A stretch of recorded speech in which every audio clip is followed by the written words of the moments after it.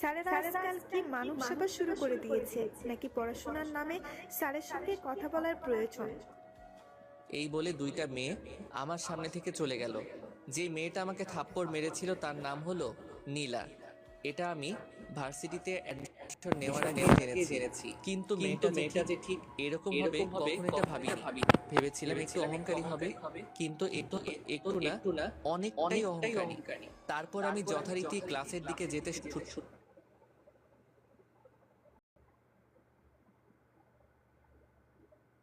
না, অনেকটাই অহংকারী। তারপর আমি যথারীতি ক্লাসের দিকে যেতে শুরু করলাম, আর ক্লাসের দিকে যেতে যেতে আমি আমার পরিচয়টা দেই। আমি আকাশ চৌধুরী। এই পৃথিবীতে আপন বলতে তেমন কেউ নেই, একা নিজের একটা সাম্রাজ্য রয়েছে। সেই সাম্রাজ্যের কথা না হয় আপনারা পরেই জানবেন। আমি ক্লাসে এসে সামনে বসে পড়লাম।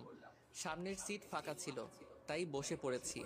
আর হঠাৎ করেই ওই মেয়েটা আবারও আমার সামনে আসলো, প্যান্ট শার্ট পরা।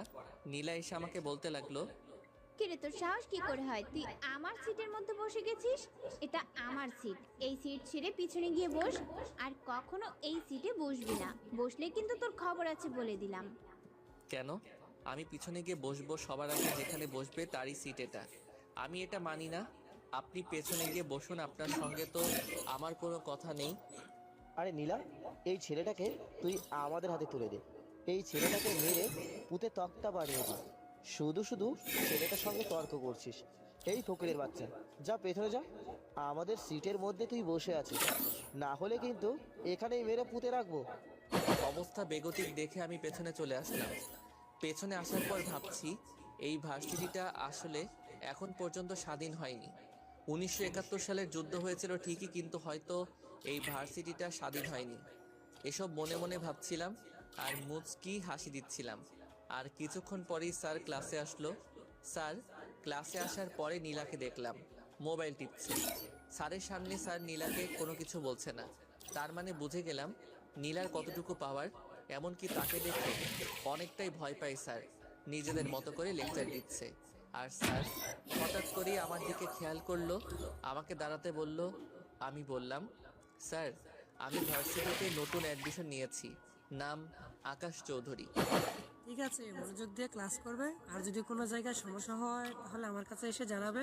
আর তোমরা সবাই তাকে বন্ধুর মতনই মনে করবে। স্যার, এরকম ফকিনীর মার্কার মতো ছেলেকে আমরা বন্ধু মনে করব? স্যার, আপনার কি চোখের মধ্যে কোনো কিছু হয়েছে নাকি? নাকি আরেকটা চশমা দেবো আপনাকে? এরকম ফকিনীর বাচ্চা আমাদের বন্ধু হয় কি করে? এই কথা শোনার পরে আর কোনো কিছু বলল না। আমি জানি কোনো কিছু বলার ক্ষমতা নেই। কোনো কিছু বলতে গেলেই শাকিব স্যারের যে কোনো ক্ষতি করে ফেলবে। তার জন্য তার আর কোনো কিছু না বলে আরেকটা লেকচার দিতে শুরু করলো। আমিও যথারীতি ক্লাসের চারদিকে তাকাচ্ছিলাম, দেখছিলাম চারপাশটা। আর এইভাবেই প্রত্যেকটা ক্লাস শেষ করে ক্লাস থেকে বের হলাম। আর তখনই আমাকে শাকিল নামের ছেলেটা পেছন দিক থেকে ধাক্কা দেয়। তার পেছন দিক থেকে ধাক্কা দেওয়ার পরে আমি সিঁড়ির উপর পড়ে যাই। সিঁড়ির উপর পড়ে যাওয়ার পরে আমি হাতে অনেক ব্যথা পাই। আমি তবুও কোনো কিছু না বলে উঠে হাঁটতে শুরু করলাম। আর হাঁটতে হাঁটতে যখনই মাঠের কাছে চলে আসলাম, হঠাৎ করেই কয়েকটা পুলিশের গাড়ি এসে থামলো। আমি এক সাইড হয়ে গেলাম। আর এক সাইড হয়ে যাওয়ার পরে তখন বেশ কয়েকটা পুলিশ একটা ছেলেকে নামিয়ে আনলো গাড়ি থেকে। আর সেখানে নীলা চলে আসলো।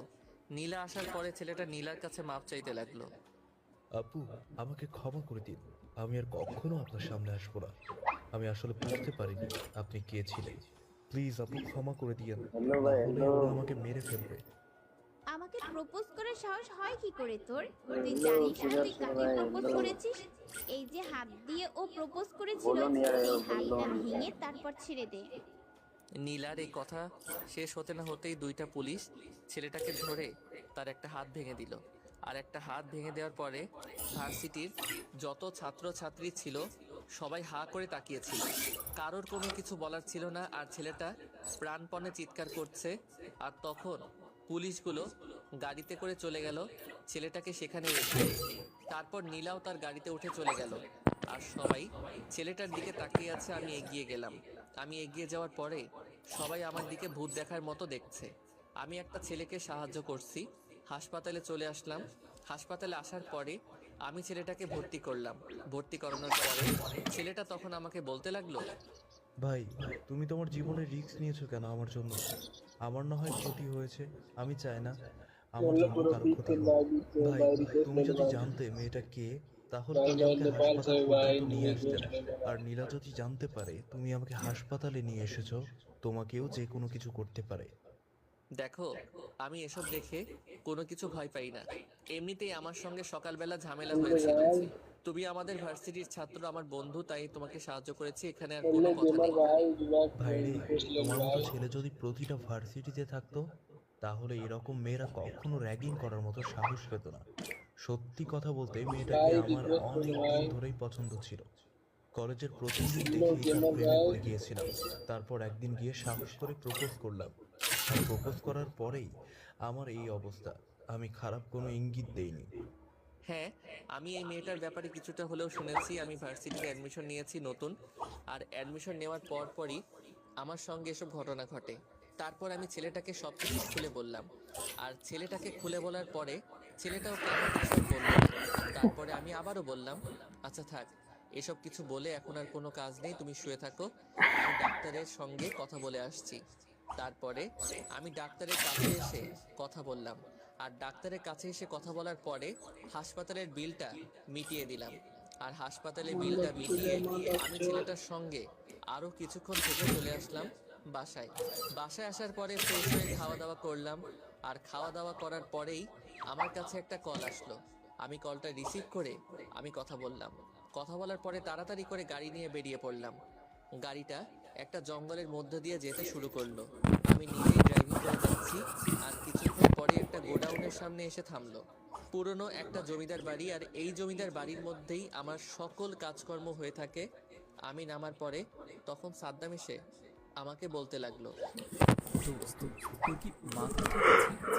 তুই যে কাজে হাত দিয়েছিস, এই কাজের মধ্যে কত টাকা লাগতে পারে তোর কি কোনো আইডিয়া আছে? এখানে প্রায় 1 কোটি টাকার প্রয়োজন। এই 1 কোটি টাকা কে দেবে? চিন্তা তোর নয়। এখন প্রথম কথা হচ্ছে, যারা হয়ে কাজ করতে চায় সবাইকে নিয়ে আসবি, আর তাদের সবার জন্য 50,000 টাকা করে। সবাই আমার কাছে চলে আসলো। আসার পরে আমি তাদের সঙ্গে বেশ কিছুক্ষণ ভালো কথা বলার পরে আমি তখন সবার সামনে দাঁড়িয়ে বলতে শুরু করলাম, এখন তোদের কাজ হলো যারা যারা আমার হয়ে কাজ করতে চায় সব জায়গায় নিয়ে আসা। প্রতিটা জেলায় আমার একটা করে অফিস থাকবে, আর ওই অফিসে 50 জন করে লোক থাকবে। 50 জন ওই পুরো জেলাটাকে নিয়ন্ত্রণ করবে, আর ছোট বড় সবাইকে প্রতি মাসে তার ইনকামের 10% চাঁদা দিতে হবে। ছোট বড় না হয় সবাই আমাদের দেখে চাঁদাটা দিল, কিন্তু যারা যারা ওইরকম রাগ বল আছে ওরা তো আরো উল্টো অ্যাকশনে যাবে। এটার ব্যবস্থা আমি করব, আর যারা যারা এরকম অ্যাকশন নিতে পারে তাদের লিস্ট করবে, আর তাদের লিস্ট করার পরে আমার কাছে পাঠাবে। কিন্তু তুই শরীফ এমপির কথা মতো তুই এত বড় একটা প্রজেক্ট হাতে নিয়ে নিলি, এটার মাঝে অনেক খরচ আছে। আর তুই যে ফাউন্ডেশনের কথা বলছিস, সেই ফাউন্ডেশনের করতে প্রায় 20 কোটি টাকার মতো প্রয়োজন। এই 20 কোটি টাকা কি শরীফ এমপি দিতে রাজি হবে? তোদের সবাইকে যে কাজ দিয়েছে সবাই এই কাজ করতে পেরেছে। পরে লন্ডন থেকে কিছু ভারী অস্ত্র আনাবো। এইভাবে আমি তাদের সঙ্গে কথা বলতে লাগলাম, আর এইভাবেই বেশ অনেকটা সময় পার হয়ে গেল। সন্ধ্যার সময় গাড়ি নিয়ে বের হলাম। আমার সঙ্গে আরো বেশ কজন আছে। সাদ্দাম নিজে গাড়ি ড্রাইভ, আর আমি তার পাশে বসেছিলাম। গাড়িটা কিছুক্ষণ পরে এমপি এর বাসার সামনে এসে থামলো। আমি গাড়ি থেকে নামার পরে সবাই আমাকে দেখে স্যালুট দিতে লাগলো। আমিও তাদেরকে ভালো মন্দ জিজ্ঞাসা করে ভিতরে চলে আসলাম। ভিতরে আসার পরে দেখলাম এমপি কয়েকজনের সঙ্গে আলোচনা করছে, আর আমাকে দেখেই বলতে লাগলো, আরে এখানে কে এসেছে? দেখ দেখ, আমাদের মাঝে আকাশ এসে গেছে। কিং আকাশ, বসো, তোমার জন্য আমরা এতক্ষণ ধরে ওয়েট করছিলাম। দাঁড়াও, তোমার সঙ্গে বাকিদের সাথে পরিচয় করিয়ে দিচ্ছি। উনি হলেন 6 নং আসনের এমপি সাহেব। আর পাশের জনকে দেখতে পাচ্ছ, উনি হলেন ওসি সাহেব এই থানার। আর আপনাদের সাথে পরিচয় করিয়ে দিই, এই হলো আকাশ, আমার বাজ পাখি। আকাশ, আমি এমপি সাহেবের মুখে তোমার ব্যাপারে অনেক কিছুই শুনেছি।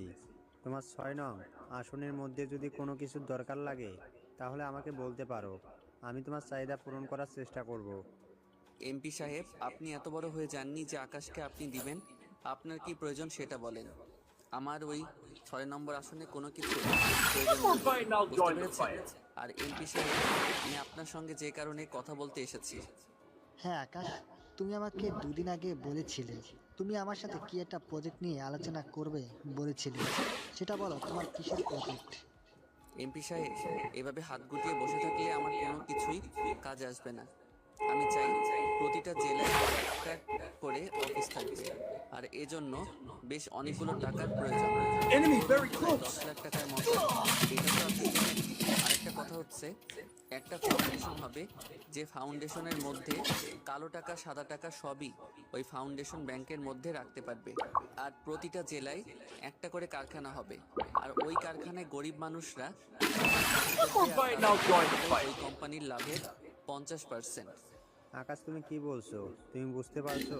যদি প্রতিটা জেলায় একটা করে কারখানা থাকে, আর ওই কারখানায় যে টাকা লাভ হবে সে টাকার মধ্যে যদি 50% শ্রমিকদেরকে বেতন দিয়ে দেওয়া হয়, বাকি 50% দিয়ে কি হবে? আমাদের কোনো কাজে আসবে? আমরা এখানে টাকা ইনভেস্ট করলে সম্পূর্ণ হবে।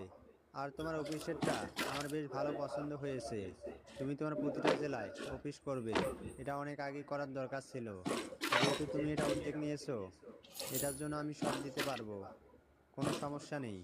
আমার 6 নং আসনের মধ্যে আমি সম্পূর্ণ সাহায্য করব, কোনো চিন্তা করো না, তোমার কোনো প্রবলেম হবে না। এমপি সাহেব, যদি জীবনের রিস্ক না নিয়ে কাজ করতাম তাহলে আজ পর্যন্ত এই জায়গায় আসতে পারতাম না। আজকে আপনি আমাকে আকাশ নামে ভালোভাবে চিনতেন না, আজকে আপনি আমাকে ভালোভাবে চেনেন শুধুমাত্র আমার কাজের জন্য। আমার কাজের জন্য আপনি আমাকে সাহায্য করতে চাচ্ছেন, আর আমি রিস্ক নিয়েছি বলেই কিন্তু আমি আন্ডারওয়ার্ল্ডে রাজত্ব করতে পারছি, বুঝতে পেরেছেন? আমি যেটা বলছি সেটাই হবে। শরীফ সাহেব, আপনি আমাকে এতগুলো টাকা এনে দিবেন। কিন্তু সেটা না হয় টাকাটা ব্যবস্থা করে দিতে পারবো, কিন্তু সেটার মধ্যে অনেক রিস্ক আছে। যদি টাকাগুলো খরচ হয়ে যায় তাহলে তো আমরা পথে বসবো। আর আরেকটা কথা, আমি আরো উপরে উঠতে চাই, সামনে ইলেকশন। তুমি কি করবে জানি না, আমি যে কোনো মুহূর্তে মন্ত্রী হতে চাই। আপনি ইলেকশন নিয়ে কোনো চিন্তা করবেন না। ইলেকশনের চিন্তাটা আমার। আপনি কিভাবে মন্ত্রী হতে পারেন সে ব্যবস্থা আমি করব। আর হাসান সাহেব, আপনার এখানে বসে থেকে কোনো কাজ নেই, আপনি এখন যেতে পারেন। এমপি সাহেব, আপনি এভাবে আকাশকে দিয়ে আমাকে অপমান করাবেন, এটা আমি আসলেই কখনো ভাবিনি। আমাদের বন্ধুত্বের মাঝে কিন্তু আকাশই ফাটল সৃষ্টি করছে। আপনি আকাশকে ফেলে দিন। আমি কোনো কথা না বলে হাসান এমপিকে গুলি করে দিলাম, আর গুলি করে দেওয়ার পরে তার সিকিউরিটিগুলো আমাকে গুলি করতে থাকলো। কিন্তু আমার গুলিতে সবাই মারা গেল, আর এইভাবে মুহূর্তের মধ্যে এরকম ঘটনা ঘটে যাবে এটার জন্য শরীফ এমপি মোটেও প্রস্তুত ছিল না। তারপর আমি আমার লোকদেরকে বললাম লাশটাকে গুম করে ফেলার জন্য। সাদ্দাম লাশগুলোকে নিয়ে বাহিরে চলে গেল। তারপর এমপি সাহেবের দিকে তাকালাম, এমপি সাহেব অনেকটা ভয় পেয়ে গেছে, আর তখন আমাকে বলতে লাগলো, আকাশ, তুমি যে কাজটা করেছো সে কাজটা কি ঠিক করেছো? তুমি জানো ও একজন এমপি, পরে এটা নিয়ে কত ঝামেলা হবে। এখন এই সমস্যাকে কে ঠেকাবে বলো?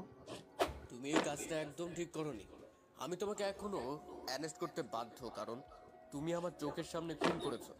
আমি নিজে প্রমাণ, তাই তোমাকে অ্যারেস্ট করতে বাধ্য হচ্ছি।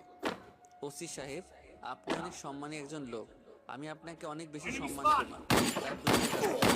একটার কারণ হচ্ছে আপনি একজন সৎ পুলিশ অফিসার, আর একটা কারণ এটা আপনার এখন জাতীয় সনদ, এটা আপনি কিছুদিন পরে এমনিতেই জানতে পারবেন।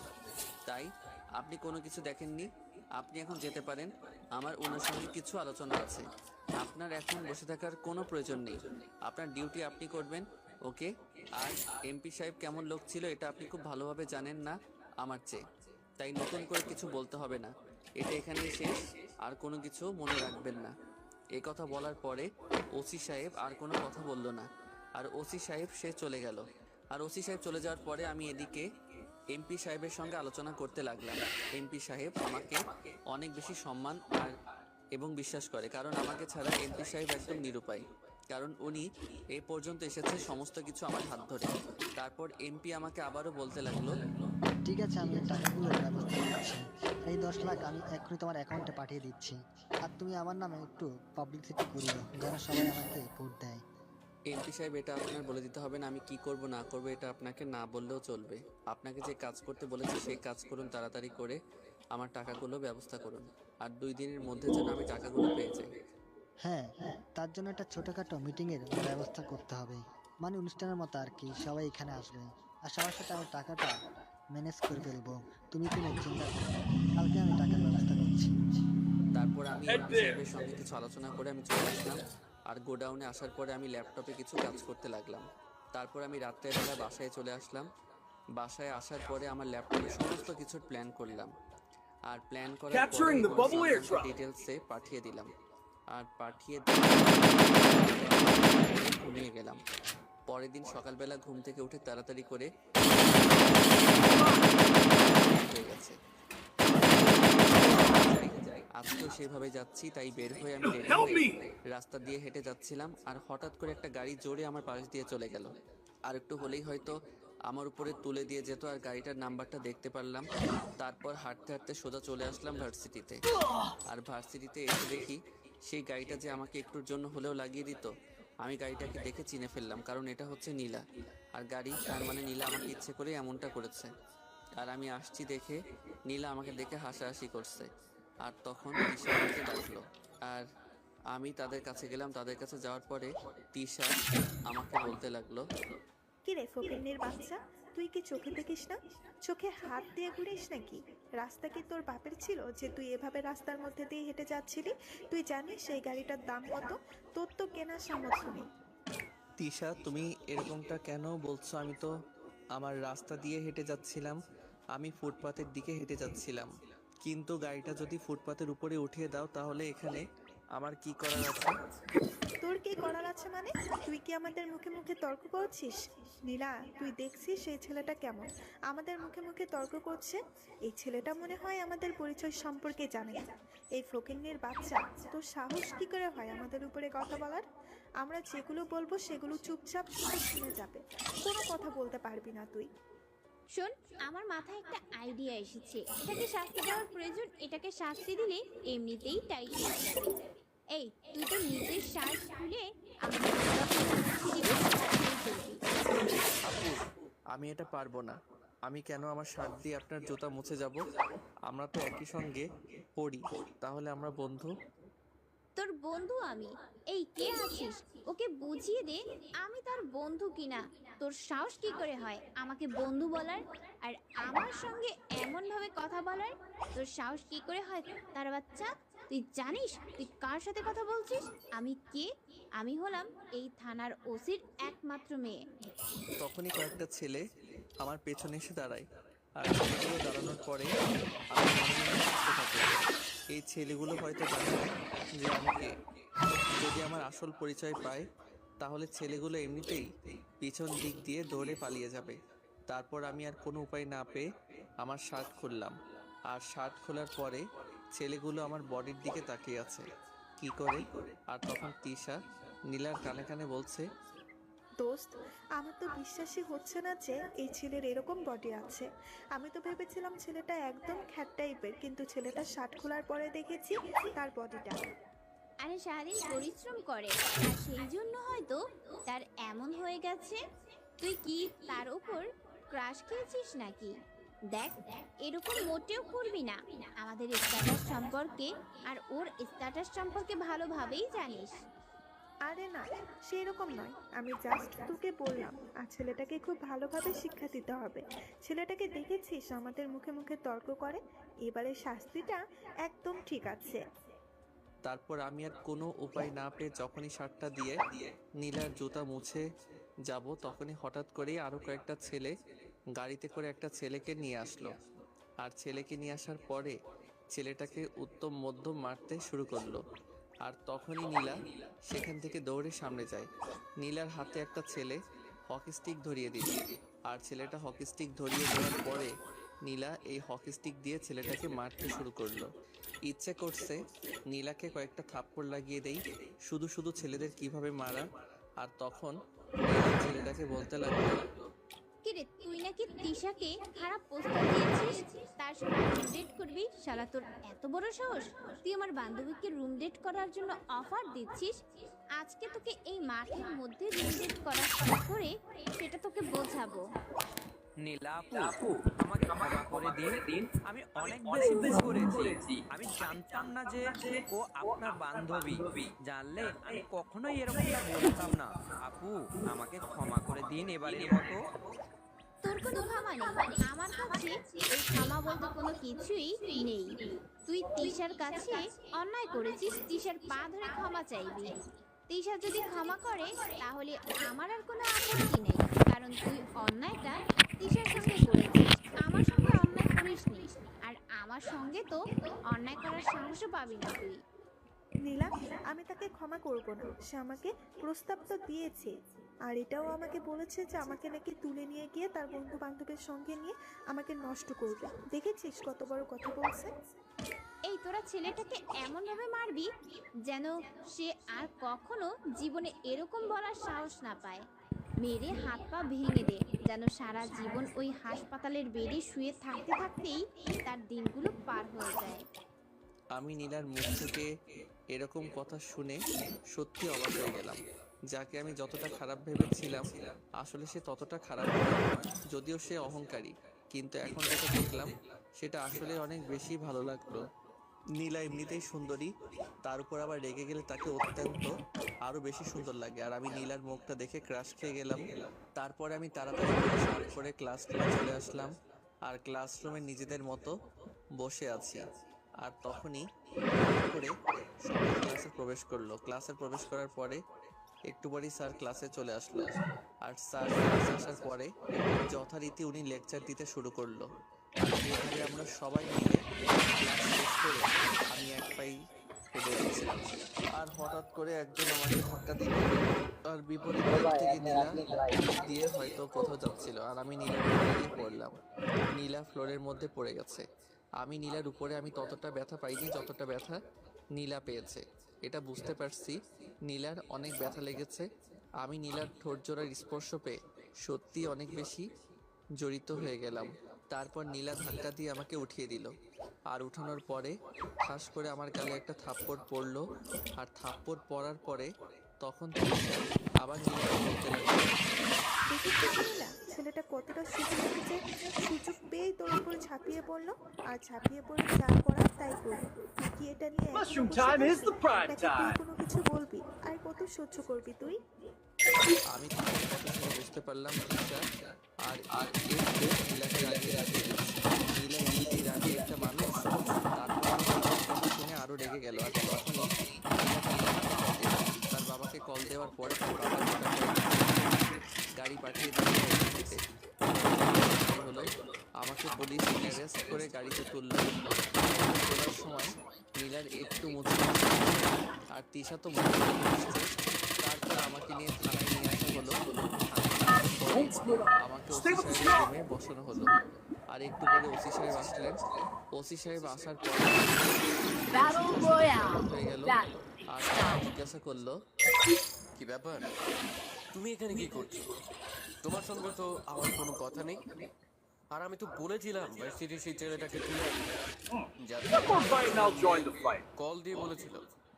ওসি সাহেব, আপনার একটু ভুল হয়ে গেছে, কারণ যে ছেলেটা আপনার মেয়েকে বিরক্ত করেছিল সেই ছেলেটার কেউ না, সেই ছেলেটাই হলাম আমি। আর আপনি যে এভাবে ক্ষমতার অপব্যবহার করছেন সেটা নিজের চোখে দেখলাম। আজকে আপনি বিষয়টা জানেন না, বুঝেন না। আপনার মেয়ে ফোন দিয়ে বলল, আর আপনি পুলিশ পাঠিয়ে তুলে আনলেন। যদি আমার থেকে অন্য কেউ হতো তাহলে হয়তো এটাই করতেন। দেখো, তোমার সঙ্গে এই বিষয় নিয়ে আমার তর্ক করার কোনো ইচ্ছে নেই। তুমি এখন যেতে পারবে। তোরা কাকে তুলে এনেছিস তা তোরা জানিস। ও আন্ডারওয়ার্ল্ডের মাফিয়া কিং, যার নামে প্রতিটা থানায় মামলা রয়েছে। ওসি সাহেব, আপনি কি আমাকে সবার সঙ্গে পরিচয় করিয়ে দিচ্ছেন নাকি অপমান করছেন বুঝতে পারলাম না। তবে একটা কথা বলতে হবে, আপনার সাহস আছে বলতে হবে, এটা আমি জানি। এরপর থেকে আমার মেয়ের পিছনে আর কখনোই লাগবে না। তোমার মতো থাকবে। তোমার তো ইউনিভার্সিটিতে কোনো কাজ নেই, আর একটা অকারেন্স করবে নাকি তুমি? কেন, আমাকে দেখলে কি আপনার অকারেন্সের গোডাউন মনে হয় নাকি? আমি খুন করার জন্যই পৃথিবীতে করার কোনো কাজ নেই, আরো অনেক কাজ আছে। কাজ তো আছে। তা পুলিশ ডিপার্টমেন্টকেও কি তোমাকে 10% কমিশন দিতে হবে নাকি? তুমি যদি বলো তাহলে তোমার জন্য আমি আবেদন করতে পারি। আর পুলিশ ডিপার্টমেন্ট তোমাকে 10% করে মুনাফা দেবে, কোনো সমস্যা নেই।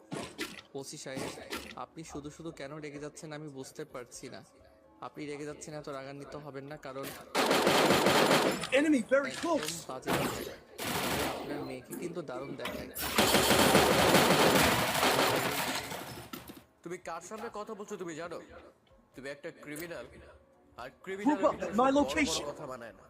চুপচাপ এখান থেকে চলে যাও। শুধু হাতে প্রমাণ নেই, তার জন্য তোমাকে হাতে প্রমাণ।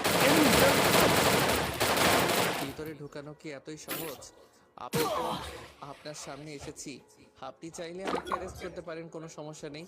জেলের ভিতর থেকে আমি সমস্ত কার্যক্রম চালাবো, আপনি আমার কিছুই করতে পারবেন না। এই বলে আমি বেরিয়ে আসলাম। ওনার জায়গায় অন্য কেউ হলে হয়তো অন্য কিছু হতো, কিন্তু উনি তো নীলার বাবা। আর নীলা আমার অনেক কাছের একটা মানুষ, যাকে দু চোখ দিয়ে বিশ্বাস করা যায়, যাকে একবার দেখলে স্বপ্ন পূরণ করা যায়। সেই মানুষটাই হচ্ছে নীলা। আর তার বাবাকে কি করে অসম্মান করে, আর সে আমার হবু শ্বশুর বলে কথা, তাকে তো একদম কিছু বলা যাবে না। যদিও একটু কটু কথা বলে ফেলেছি, এটা সমস্যা নেই। এগুলো বলে না বললে লোকটা অন্যরকম ভাববে। আমি সোজা গোডাউনে চলে আসলাম। গোডাউনে আসার পরে তখন সাদ্দাম আমার কাছে এসে বলতে লাগলো, তুই কি খবরটা শুনেছিস নাকি শুনিসনি? তোর বাসার সামনে সিআইডি লাশ পেয়েছে। এখন সিআইডি টিম পুরোটা তোকে সন্দেহ করছে। এমনিতেই ঝামেলার মধ্যে, আবার এখন নতুন ঝামেলা এসেছে। মানে কি? আমি তো কোনো কিছুই বুঝতে পারছি না। আমার বাসার সামনে লাশ পেয়েছে মানে? আমি তো সকালবেলা ভার্সিটিতে গিয়েছি। আমি এসব ব্যাপারে কি করে বলে কি আমাকে সন্দেহ করতে হবে? এমন কোনো কথা নেই। এটা আমি সিআইডি অফিসারকে বলেছি, কিন্তু ওরা তুলে নিয়ে যাওয়াটা ওরা নিজেরাও তুলে নিয়ে গেলে কোনো লাভ হবে না, তোর কোনো কিছুই করতে পারবে না। তো যার লাশটা পেয়েছি সেটা কি আমাদের লোকদের মধ্যে কেউ নাকি অন্য সাধারণ মানুষ? এই লোকটার ব্যাপারে খোঁজ খবর নিয়েছিলি? লোকটা কে, কোথা থেকে এসেছিল, আর কি কারণে মেরেছে, কে মেরেছে? এটা হলো তোর ইনফরমার রকিকে সালমানের মেরে ফেলেছে, এটা শিওর। কারণ সালমান ছাড়া রকিকে মারার সাহস কেউ করে না। কি বলিস তুই? রকিকে সালমানের লোকজন মেরে ফেলেছে? আর এটা সালমান নিশ্চয়ই সিআইডি টিমকে পুরো আমার পিছনে লেলিয়ে দিয়েছে। দেখ, সিআইডি টিম আমার পিছনে করে থাকুক, কোনো সমস্যা নেই। আমার কাজ হলো যেন সঠিকভাবে হয়, আর এই সালমানকে উচ্ছেদ করতে হবে।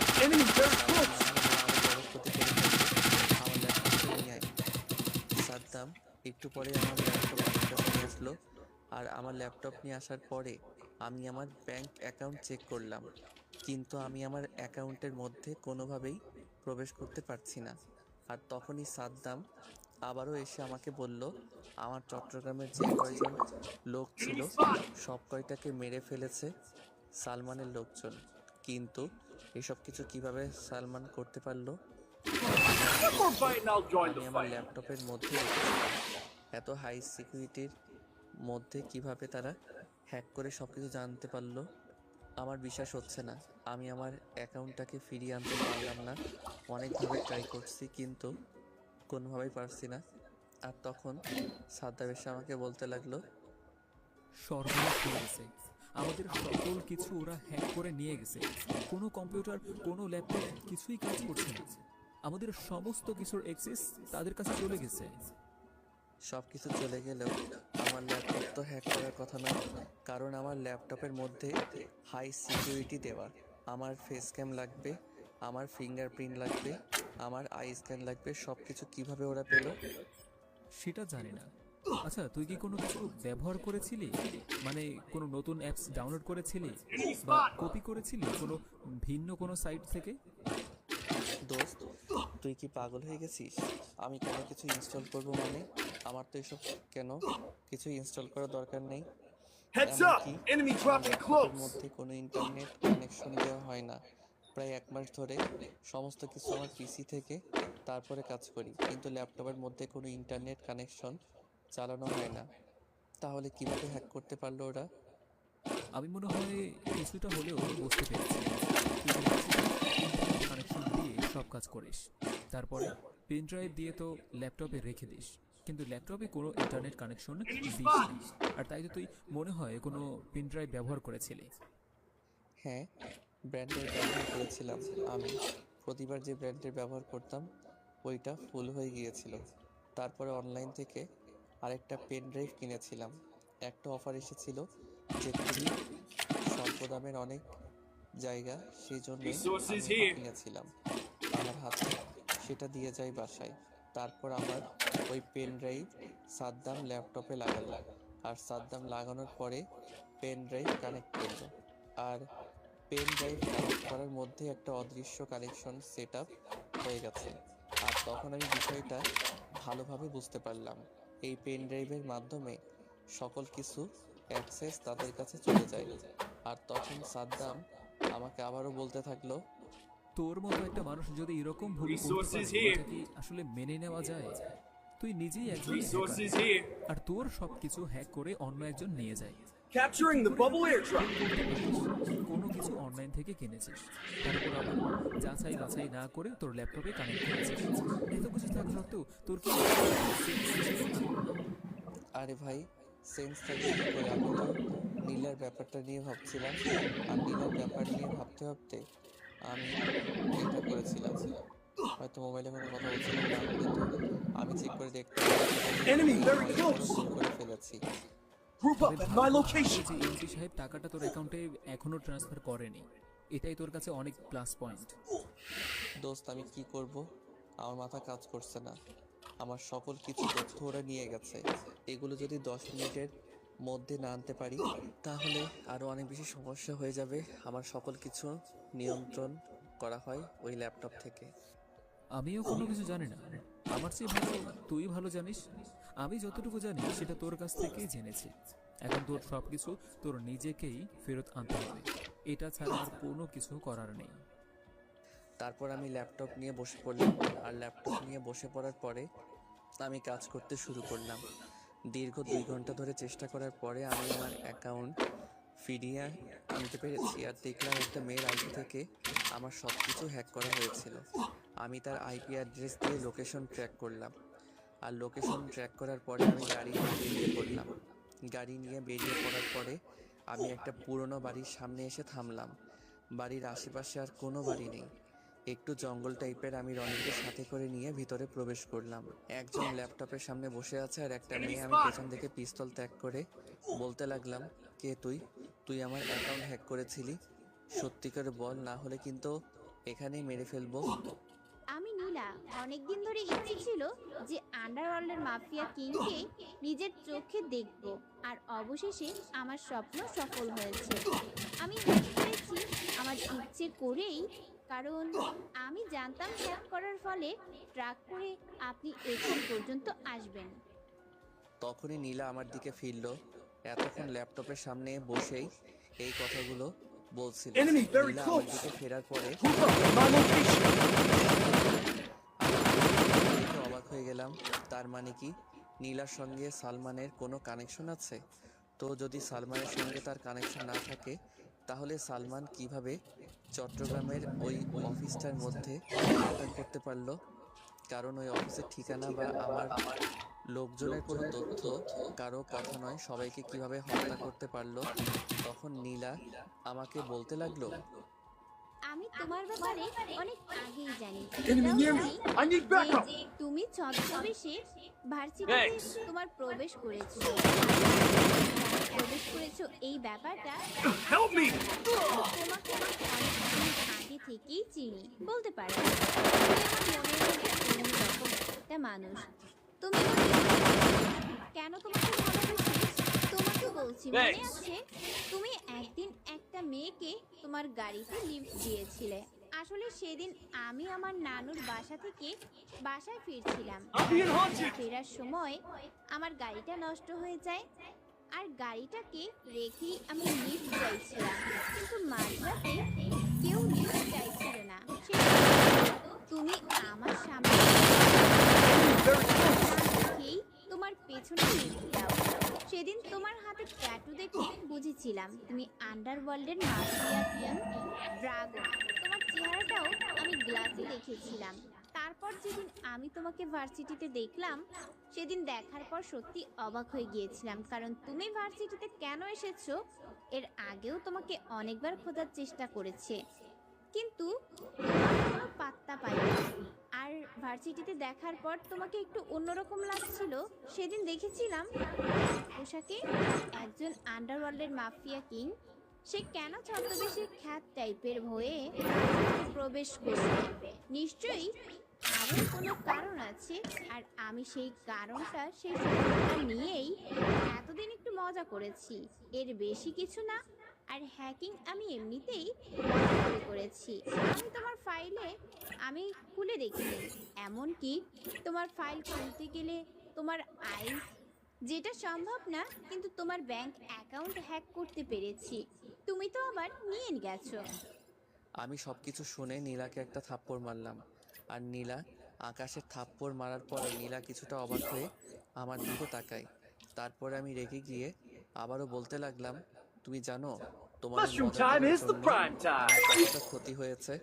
চট্টগ্রামে আমার পুরো 50 জনকে একসাথে মেরে ফেলেছে সালমানের লোকজন। তোমার এই হ্যাক করার কারণে সালমান আমার কাছে অনেক তথ্য নিয়ে গেছে, আর চট্টগ্রাম পুরোটাই শেষ হয়ে গেছে। এখানকার ব্যাংকের মধ্যে আছে, আর সমস্ত চট্টগ্রাম সালমানের লোকজন খেয়ে ফেলেছে। কোনো লোক চট্টগ্রামে প্রবেশ করতে পারছে না, কোনো লোক বের হতে পারছে না। সমস্ত কিছু ওদের থেকে আলাদা করা হয়েছে। ট্রেন, সড়কপথ বন্ধ। বিশ্বাস করো, আমি এরকম কিছুই করিনি। আমি কেন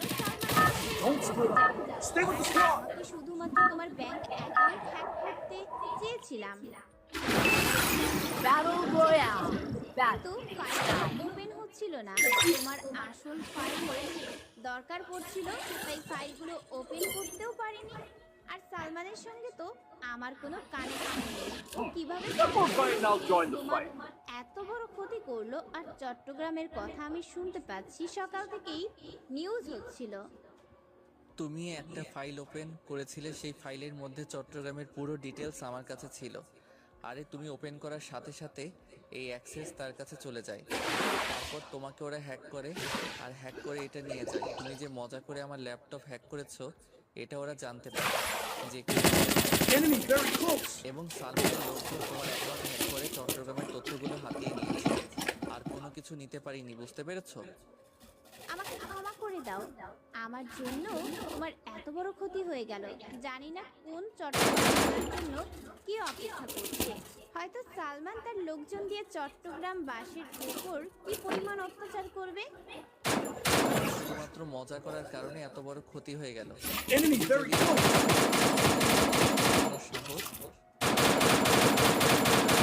শুধুমাত্র তোমার কারণে হ্যাক করতে পেরেছে। যতটুকু ক্ষতি হয়েছে এটাই আমার জন্য অনেক ক্ষতি হয়েছে। আর ওরা যদি একবার জানতে পারে যে সেই মানুষটা তুমি, তোমাকে তুলে নিয়ে যেতে পারে। এখন তুমি তোমার নিজের জীবনটাকে ফাঁদে ফেলে দিয়েছো। আমাকে তুমি ভুল বোঝো না, আমি জাস্ট মজা করার জন্য আর তোমার সঙ্গে দেখা করার জন্যই এরকমটা করেছি। আমি জানি যে তুমি এখানে আমার কাছে আসবে, তার জন্য অপেক্ষা করছিলাম, কিন্তু এটা করতে গিয়েছি আমি এত বড় ক্ষতি করে ফেলবো। আমি আসলে ক্ষমা করে দাও। বাসায় যাও, আর আমাকে জানানো ছাড়া তুমি তোমার বাসা থেকে কখনো বের হবে না, বুঝতে পেরেছো? তুমি তোমার বাসা থেকে বের হতে গেলেই তোমার সমস্যা হবে। আমি যখন বলবো বাসা থেকে বের হওয়ার জন্য, বুঝতে পেরেছো? আমার গাড়িতে উঠলো, আর আমি ড্রাইভিং করতে শুরু করলাম। মেয়েটা আসলে বুঝতে পারিনি আমি না চাইতেও কিছুটা অবাক হয়ে আমার দিকে তাকায়। আমি চোখ দিয়ে ইশারা করলাম, তারপর হাতটা শক্ত করে ধরলাম। তারপর আমি আবারও গাড়ি চালাতে শুরু করলাম। আর কিছুক্ষণ পরে তার বাসার সামনে এসে থামলাম। বাসার সামনে থামানোর পরে সে গাড়ি থেকে নেমে গেল। আর নেমে যাওয়ার পরে সবকিছুর পরেও একটা কথা বলতে ইচ্ছে করছে, আমি তোমাকে সত্যি অনেক বেশি ভালোবাসি। প্লিজ একটু নিজের দিকে খেয়াল নিও, নিজের যেন কোনো ক্ষতি না হয়, কারণ তোমার কিছু হয়ে গেলে আমি বাঁচতে পারবো না। অনেক দিনের জমানো ভালোবাসা। এই বলে নীলা ভেতরে চলে গেল। আর নীলা ভিতরে চলে যাওয়ার পরে আমি মুচকি হেসে দিলাম। মানুষরা এতটা ভালোবাসবে আমি কখনো কল্পনাও করিনি। ভেবেছিলাম নীলা কিন্তু অন্যরকম মেয়ে, অহংকারী টাইপের, কিন্তু সে যে এরকম হয়ে বের হবে এটা আমি কখনোই আশা করিনি। তারপর আমি আবারও গোডাউনে এসে আমার সকল লোকজনকে তৈরি করতে বললাম, কারণ আমাদেরকে যে কোনোভাবে চট্টগ্রামে প্রবেশ করতে হবে। আমি সাদ্দামকে বললাম গোটা কয়েক হেলিকপ্টারের ব্যবস্থা করার জন্য। আর সাদ্দাম আমার কথা এটাই করলো। সবাইকে নিয়ে আমি আমার জায়গা মতো চলে আসলাম। আর এসে দেখি হেলিকপ্টার আমাদের জন্য ওয়েট করছে। মোট 9টা হেলিকপ্টার এসেছে। আর 9টা হেলিকপ্টারের মধ্যে আমার লোকেরা সবাই উঠে পড়লো। আমি আর সাদ্দাম একটার মধ্যে উঠে পড়লাম। হেলিকপ্টার যেতে শুরু করলো। বেশ 30 মিনিটের মধ্যেই আমরা চট্টগ্রাম বন্দরে পৌঁছালাম। আসতে তেমন কোনো সমস্যা হয়নি। আর আমরা চট্টগ্রাম সার্কিট হাউসে ল্যান্ড করলাম। আর সার্কিট হাউসে ল্যান্ড করার পরে হেলিকপ্টারগুলো চলে গেল। তারপর আমরা সবাই গাড়ি করে যেতে শুরু করলাম। আর বেশ কিছু সময় পরেই চারপাশ থেকে গোলাগুলির শব্দ। কেউ আমাদের আমি গাড়িটাকে খোলা জায়গায় নিয়ে যেতে লাগলাম। শহরের অবস্থা অনেক খারাপ। শহরের সবকিছু তছনছ হয়ে গেছে। রাস্তার মধ্যে একটা মানুষ দেখা যাচ্ছে না। গাড়িটা ফাঁকা স্থানে চলে আসলো। আর ফাঁকা স্থানে আসার পরে আমরা সবাই গাড়ি থেকে নেমে পড়লাম। কাল থেকে নামার পরে আমি সবাইকে বললাম সবাইকে চারদিক থেকে ঘিরে ফেলার জন্য। তারপর আমি যথারীতি আমার পিস্তল বের করলাম। আর পিস্তল বের করার পরে ভালোভাবে লোড করে নিলাম। লোড করার পরে আমি ওদেরকে গুলি করতে লাগলাম। রাফি, তুই এখানে থাকিস না প্লিজ, আমার কাছে চলে আয়। তুই আমার সঙ্গে চলে আয়।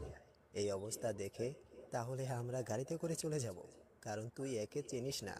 ড্রাগনের সমস্ত ফাইট জানা আছে ওর। এমন কোনো ফাইট নেই যে সে জানে না। ও সব রকমের সিচুয়েশন খুব ভালোভাবে কন্ট্রোল করতে পারে। ভাইয়া, তুমি কোনো চিন্তা করো না। এই ড্রাগন কিংকে আমি মেরে তারপরে এখান থেকে আসবো। শালাকে আমাদের চট্টগ্রামে পাঠিয়েছি। শালার নিচে থেকে শিকারের কাছে ধরা দিয়েছে। এইভাবে ছেড়ে দিলে তো আর চলবে না। রাফি, তুই বুঝতে পারছিস না তুই কত বড় ভুল করছিস। আমার কথাটা একটু বুঝতে চেষ্টা কর। তোর সামনে অনেক বিপদ, তুই সামনে এগিয়ে যাস না। ও কিন্তু অনেক ভয়ঙ্কর টাইপের। ওর থেকে না হলেও 100 মিটার দূরে থাকবি, না হলে কিন্তু যে কোনো সময় তোকে অ্যাটাক করতে পারে। আর অ্যাটাক করলে কোনো বাপের ক্ষমতা নেই এখান থেকে তোকে রক্ষা করার মতো। এমনকি আমি নিজেও তোকে পারবো না রক্ষা করতে। তুই সামনে এগিয়ে যাবি না। ভাইয়া, তুমি এত ভয় পাচ্ছ কেন? আমি তো আছি। আর তুমি নিচে কি করবে? তোমার কোনো কিছু করতে হবে না। দেখো, তাকিয়েছি, আর কোনো চিন্তা নেই। তাকে এই চট্টগ্রাম থেকে মেরেই তারপর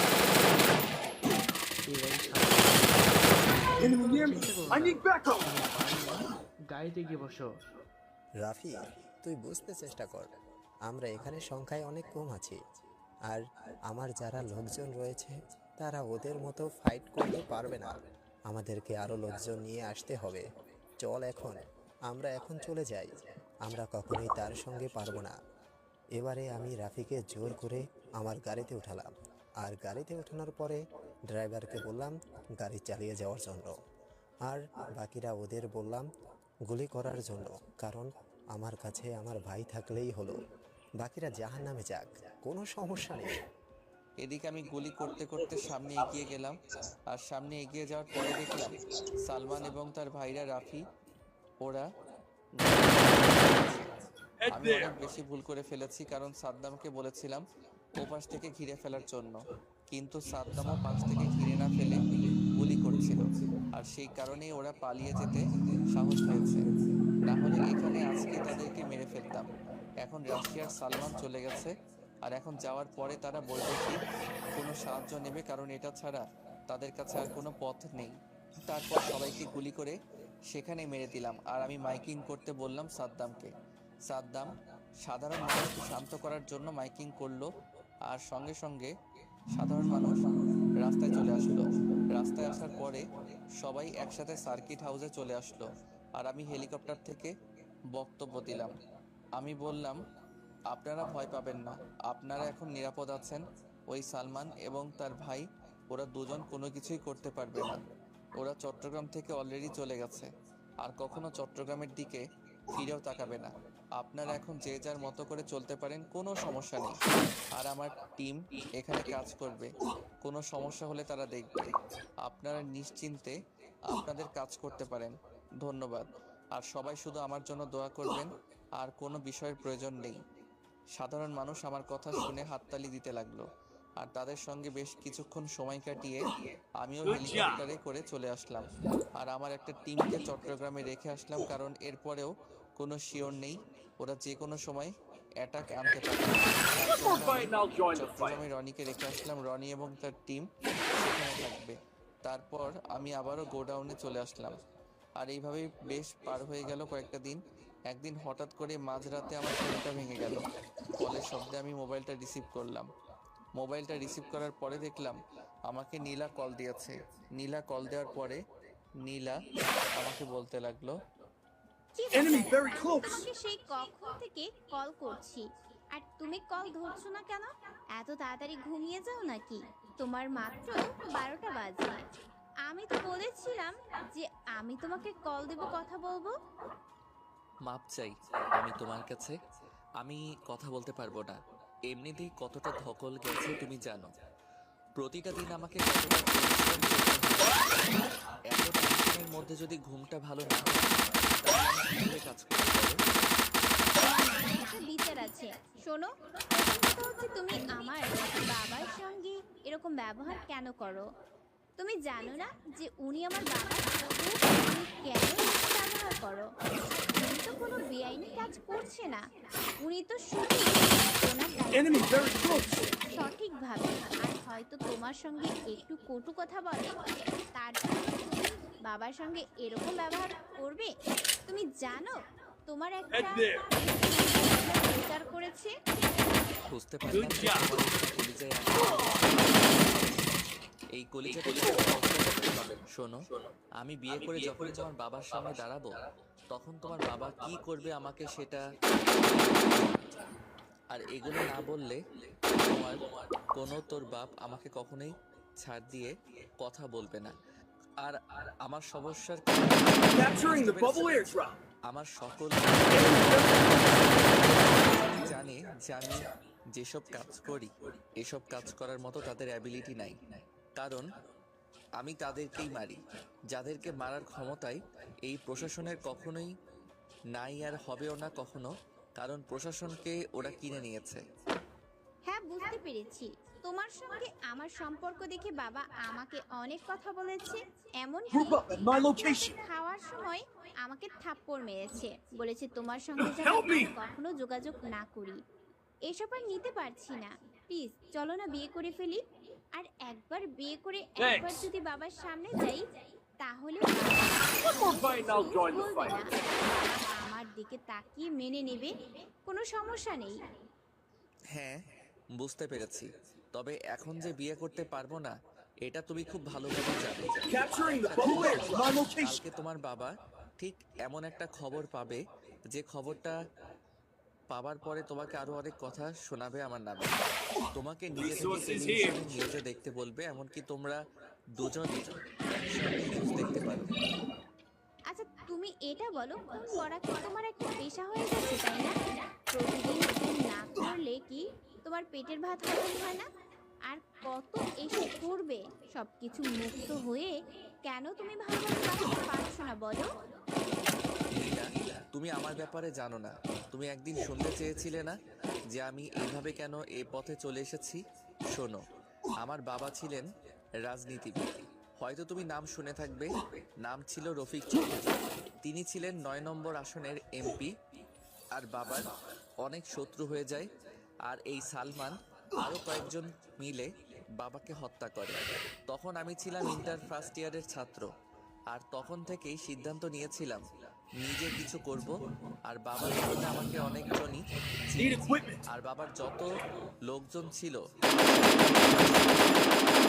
আর আমিও ভেবেছিলাম অন্য লাইনে গিয়ে তাদেরকে নিজের হাতে শাস্তি দেব। আর বাবা মারা যাওয়ার পরে কিছুদিন পরে আমার মাকেও তারা হত্যা করে। আমি এসব প্রতিশোধ নিতে গিয়ে নিজেকে তৈরি করেছি এভাবে। যেহেতু বাবার অনেক লোকজন ছিল সেহেতু আমার নিজের গ্যাং তৈরি করতে কোনো সমস্যা হয়নি। তারপর আস্তে আস্তে সালমান এবং বাকিদের মারতে শুরু করি। আর এসব মারতে মারতে কখন যে আন্ডারওয়ার্ল্ডে জয়েন করি বুঝতে মাফিয়া কিং ওরফে ড্রাগন। হ্যাঁ, বুঝতে পেরেছি। তবে তোমাকে আমাকে একটা কথা দিতে হবে। তুমি তোমার বাবা মায়ের প্রতিশোধ নেওয়ার পরে তুমি আর কখনো এসব লাইনে যাবে না। তোমাকে নিয়ে আমি অনেক দূরে চলে যাব। তবুও তুমি এসব ছেড়ে দেবে বলো? কোথাও যেতে হবে না। আমি আমার মা বাবার প্রতিশোধ নিতে পারলে আর এই সাধারণ মানুষ যদি শান্তিতে থাকতে পারে তাহলে আমি সব কিছু ছেড়ে দেব, কোনো সমস্যা নেই। এই সালমানের একজন জঙ্গিবাদ এই দেশের মধ্যে তার বিস্তার করতে চাইছে, দেশটাকে পুরো লন্ডভন্ড করে দিতে চাইছে। আমি না থাকলে এই সালমান কি করবে সেটা তুমি নিশ্চয়ই ভালো করে বুঝতে পারছো। হ্যাঁ, বুঝতে পেরেছি। তার সব সময় কি তুমি আমার করবে?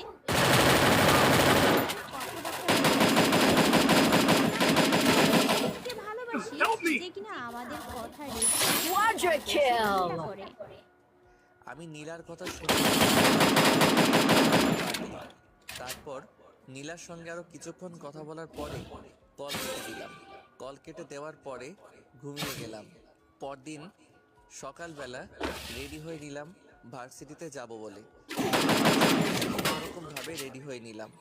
প্রতিদিনকার মতো আমি খারাপ টাইপের হই না, স্টাইলিশভাবে রেডি হয়ে গেলাম করে ভার্সিটিতে চলে আসলাম। সবাই আমাকে দেখে ভূত দেখার মতো তাকিয়ে আছে, কারণ সবাই এতদিন একটা খ্যাত ছেলেকে দেখতো, কিন্তু আজকে সেই ছেলেটা এভাবে গাড়িতে করে আসবে, এত দামি গাড়িতে, এটা কেউ হয়তো আশা করেনি। আমি সরাসরি প্রিন্সিপালের রুমে চলে গেলাম। আর প্রিন্সিপালের রুমে যাওয়ার পরে দেখলাম প্রিন্সিপাল মোবাইলে কথা বলছে।